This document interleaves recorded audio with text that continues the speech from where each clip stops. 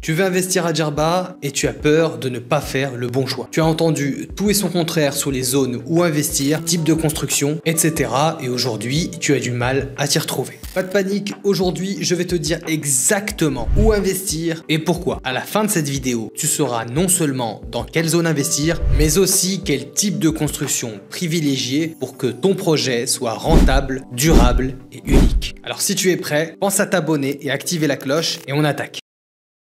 Djerba, ce n'est pas juste une île, c'est une opportunité, un lifestyle et une valeur sûre pour ton argent. Pourquoi tu me diras? D'abord, parce qu'elle est à moins de 2h30 de Paris, de Zurich ou encore de Milan. Idéal donc pour un pied-à-terre ou une résidence secondaire. Deuxièmement, Djerba a un coût de la vie imbattable. Ici, ton argent vaut 3 fois plus. Tu peux vivre comme un prince pour une fraction de ce que ça t'aurait coûté en Europe. Troisièmement, Djerba possède l'une des plages les plus belles du monde. Djerba abrite effectivement des plages classées dans le top 10 mondial. Alors imagine-toi avoir ça à 2 pas de chez toi. Quatrièmement, Djerba francophone. Ici, pas de barrière de la langue, tout le monde parle français. Cinquièmement, l'île est on ne peut plus sécurisée. Djerba, c'est calme, safe, paisible. Et pour cause, rien que pour pouvoir y pénétrer, il faut soit passer par le pont et passer 2 fois par la police et la douane, ou soit passer par l'aéroport. Et c'est exactement la même chose. D'autant plus que les locaux sont hyper respectueux. Sixièmement, Djerba offre un cadre de vie unique. À Djerba, tradition et modernité s'y rencontrent.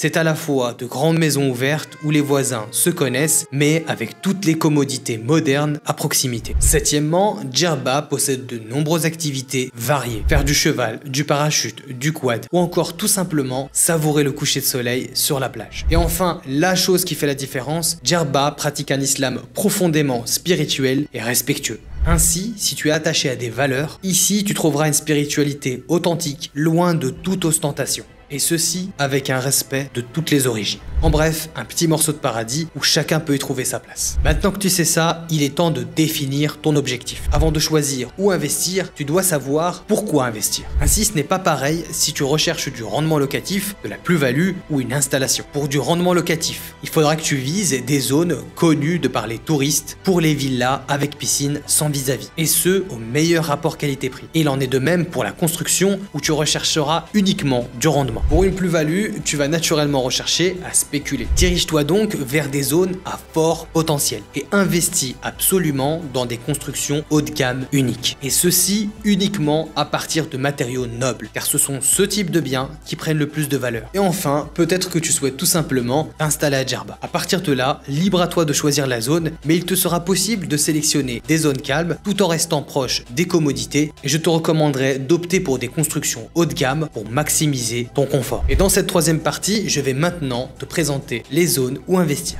Alors pour ceux qui ne sauraient pas où se situe Djerba, voilà, elle est au sud de la Tunisie. Et l'une des zones phares où a commencé la construction de villas, c'est bien sûr autour de Midoun. Donc c'est d'ailleurs autour de Midoun que va se retrouver toute l'activité touristique. Bien sûr, on verra tout à l'heure ensuite les quartiers touristiques à proprement dit. Ici, en l'occurrence, on retrouve Tezden où tout a commencé, j'ai envie de dire. C'est notamment dans cette zone qu'on va retrouver énormément de villas piscines.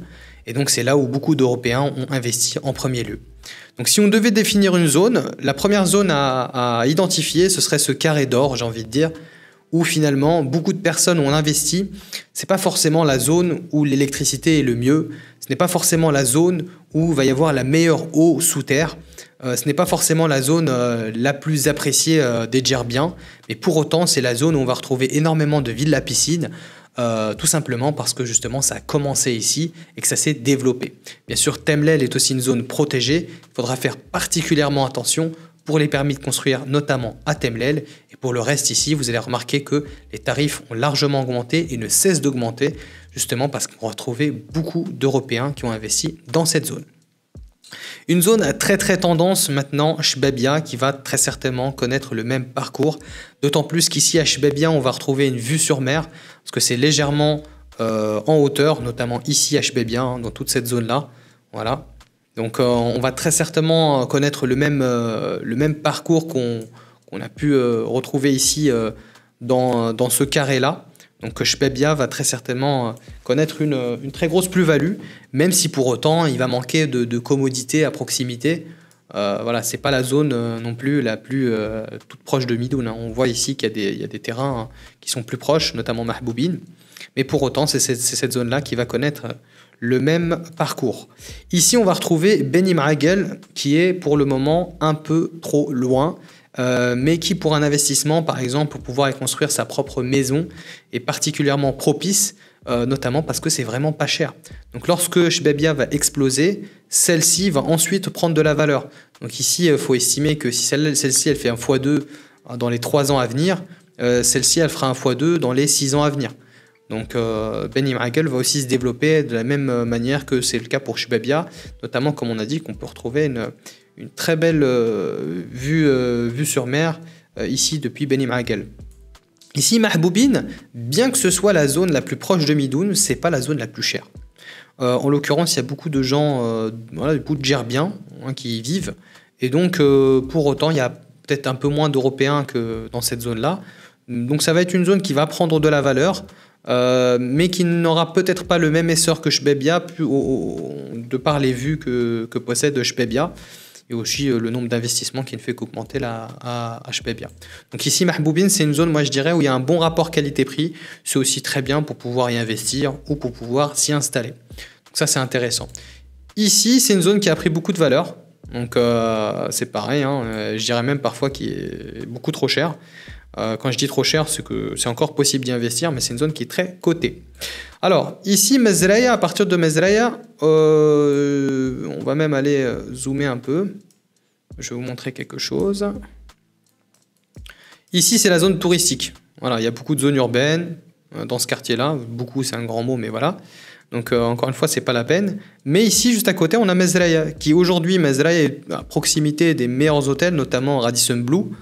D'ailleurs qui est vraiment pas cher hein, ces temps-ci, mais qui est une zone qui honnêtement va prendre énormément de valeur de par sa proximité avec la plage, les hôtels, les commodités comme le Bourg au Mall, le centre-ville de Midoun, la proximité encore une fois avec la zone touristique ici. Mezraya, c'est très certainement une zone qui va prendre beaucoup de valeur ici aussi, et plus on va se rapprocher de Houm Souk, et plus on va trouver finalement une zone qui a de la valeur, mais qui pour autant va être plus appropriée aux Djerbiens d'origine. Parce qu'il faut dire ce qui est, hein, il y a beaucoup de Djerbiens qui aujourd'hui ont hérité de leur quartier et qui pour autant ne vont pas vendre, donc ils vont être présents sur des générations. Donc Houm Souk aujourd'hui, voilà, ça va être une zone où il y a beaucoup de Djerbiens d'origine, ou des gens qui ont acheté auparavant des biens. D'ailleurs, Houm Souk, c'est quelque part le vrai poumon de Djerba, là où Midoun, c'est plutôt une zone touristique. D'ailleurs, beaucoup de Djerbiens ne comprennent pas non plus l'essor de Midoun. Pour eux, c'est vraiment surcoté, tout simplement parce qu'il y a des malls, il y a beaucoup de monde, etc. Mais il y a autant d'intérêt économique, j'ai envie de dire, à Houm Souk, si ce n'est parfois plus. Mais il y a un favoritisme pour Midoun. Et il faut aller là où le marché va. Ici, le Mey, c'est particulièrement intéressant, encore une fois, pour les Djerbiens. Donc, il y a beaucoup de commerce, beaucoup de choses intéressantes. C'est bien aussi pour l'agriculture. L'eau est douce, l'eau est très bonne. Donc, voilà. Pour ceux qui vont faire de l'agriculture, il faudra très certainement faire une autre vidéo pour pouvoir montrer un peu les zones intéressantes. Je vais montrer encore quelques autres petites zones. Alors, déjà, je vais montrer ici, là, autour de l'aéroport. Autour de l'aéroport, c'est pas une zone très cotée. Voilà. Donc, c'est pas encore prêt. C'est pas encore une zone cotée, c'est pas encore une zone qui a suffisamment de valeur pour plein de raisons, notamment l'aéroport déjà. Mais à proximité, il y a la zone de Sidi Jmour. Cette zone-là, elle a une particularité, c'est qu'elle a un très beau coucher de soleil. Donc vraiment, c'est une zone qui pour le moment n'a pas pris de valeur, entre guillemets, hein, parce que cette zone-là, aujourd'hui, il y a quelques temps, on pouvait l'acheter pour une miche de pain. Aujourd'hui, on retrouve effectivement des prix parfois 5 à 10 fois moins chers que le carré d'or là qu'on retrouvait ici. Mais je pense que dans les 10 ans à venir, ce ne sera plus le cas, au vu du nombre de maisons d'hôtes qui sont en train de se construire et de belles villas. La particularité aussi, c'est que les plus belles plages sont finalement ici, hein, très connue, la plage de Segia. Et ici, pour le coup, c'est pas une plage dite aussi belle, mais pour autant qui est très très bien. Donc Sidi Jmoul, c'est vraiment très intéressant. On peut descendre jusqu'à Ajim, c'est toujours tout aussi intéressant. Même si dans la zone d'Ajim, ici, il y a beaucoup de Djerbiens d'origine. Et beaucoup, comme je vous ai dit, ne vendent pas forcément, ou bien priorise, voilà, on va dire le développement pour une vie, j'ai envie de dire, sans activité touristique. Voilà. Donc, ici, il va y avoir quelques maisons d'hôtes, mais ça va être vraiment autour de la ville. Et parfois, je peux tout à fait comprendre parce que il y a beaucoup de personnes qui ne veulent pas, lorsqu'ils y vivent, avoir l'activité touristique juste en face d'eux, juste en face de chez eux. Ici, Guelel, c'est une zone aussi particulièrement intéressante. Il y a beaucoup de Gerbiens qui y vivent. Et si jamais vous êtes Gerbien, je pense que c'est l'un des meilleurs endroits aussi où construire. Notamment, je pense que c'est idéal pour pouvoir y faire une maison d'hôte ou y faire une belle villa en hauteur. Parce qu'ici, en hauteur, on va pouvoir avoir une super belle vue sur la plage et pouvoir faire quelque chose de magnifique à Djerba. Donc globalement, pour pouvoir résumer, on va avoir Midoun ici, où c'est très intéressant d'investir. On va avoir des zones autour de Midoun qui sont en train de prendre de la valeur, où justement il y a beaucoup de développement de ce côté-là. On va avoir des zones propres aux Djerbiens d'origine, où va y avoir beaucoup de commerce, où ça va pas être nécessairement le plus touristique, mais ça va être vraiment des activités commerciales. Et enfin, on va avoir toute cette partie-là, la partie autour de Sidi Jmour, qui n'a pas encore atteint son pic, on est encore loin, donc où il est intéressant d'investir. Voilà. Quatrièmement maintenant, quel type de construction sélectionner? Tu l'as peut-être déjà entendu, mais la qualité de construction à Djerba peut énormément varier. Premier type de construction, construire des villas dites modernes en briques. Très franchement, c'est généralement synonyme de bas de gamme, même si ce n'est pas toujours le cas. Ce qui est généralement fait pour pouvoir masquer cette architecture qui n'en est pas vraiment une, c'est d'y ajouter des éléments de finition comme le carrelage un peu plus cher pour pouvoir lui donner de la valeur. Mais généralement, ce type de villas sont rapides à construire, pas chers, pour ne pas dire bâclé. D'autant plus que ça dénature complètement le charme de l'île. La problématique, c'est que ce type de villa ne nécessite pas forcément une équipe formée, donc n'importe qui peut vous garantir de pouvoir construire ce type de villa, mais pour autant, vous n'avez aucune promesse quant au respect des normes. Donc il est tout à fait possible de le faire, mais je vous recommanderais de l'éviter. Deuxième type de villa, ce sont toujours les villas briques, mais cette fois-ci avec un style djerbien, andalou. Généralement, ce type de villas sont mieux construites, soit parce qu'elles sont anciennes et qu'elles ont été construites en pierre et que le temps a fait ses preuves, soit parce qu'elles sont raffinées, qu'elles ont le sens du détail. Et pour ce faire, seuls de bons constructeurs seront capables de travailler les finitions de manière artisanale et de vous donner le meilleur rendu. Le troisième type de construction qui vient d'apparaître récemment à Djerba, ce sont les constructions de riches en pierre. Et là, on passe tout de suite dans une toute autre catégorie. Ce sont des villas ultra luxe construites uniquement à partir de matériaux nobles. Les murs sont 100% en pierre avec une épaisseur minimum de 50 cm. Ceux-ci sont 100% composés de pierres fossiles millénaires. Autrement dit, des pierres au sein desquelles on y retrouve des vestiges de coquillages d'il y a 3000 ans ou encore des cristaux de sel. Les éléments en bois comme les pergolas, les portes et j'en passe sont réalisés sur mesure en bois de palmier. Les lavabos sont faits sur mesure également en pierre. Et pour les cuisines, elles sont 100% en marbre, à l'intérieur comme à l'extérieur. La différence, c'est d'abord une isolation